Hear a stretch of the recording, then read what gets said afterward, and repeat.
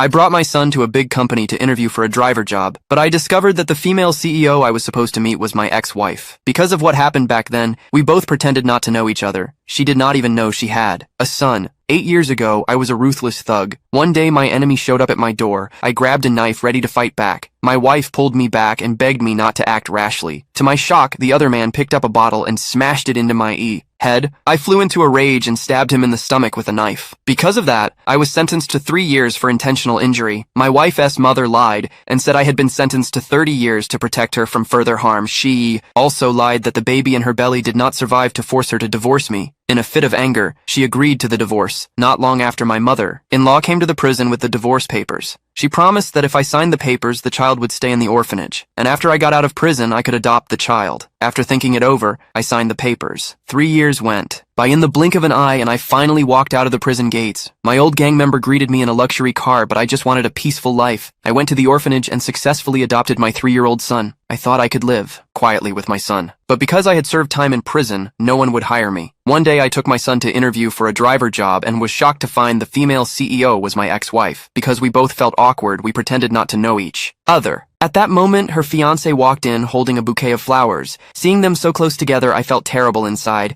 I used the excuse that the job was not a good fit and left with my son. When my ex-wife left work later, my son ran up to her and begged her to give me a job. He said I had served 3 years in prison and other companies would not hire me, and we could not even pay tuition. She asked him where his mother was, but he said he did not have a mother. She asked his name, and when she heard it, she froze. That was the name I had given the child years ago. She suddenly realized this was her child. She asked how old he was, and when she heard 8 years, she confirmed her suspicion. At that moment, I ran over in a panic and scolded my son for leaving without telling me and said I was taking him home. My ex-wife stopped me and asked whose child he was. I was furious and accused her of throwing the child into an orphanage, knowing full well what she was doing and that I had only taken him out after I was released from prison. She then learned she had been tricked by her mother, but everything had already happened, and I told her my son and I were doing fine, and I hoped she would not interfere. I left, and went home. I received texts from my landlord about overdue rent. The school urged me to pay tuition as soon as possible. Even the shop where I worked was closed for non-payment. The next day, after I dropped my son off at school, my ex-wife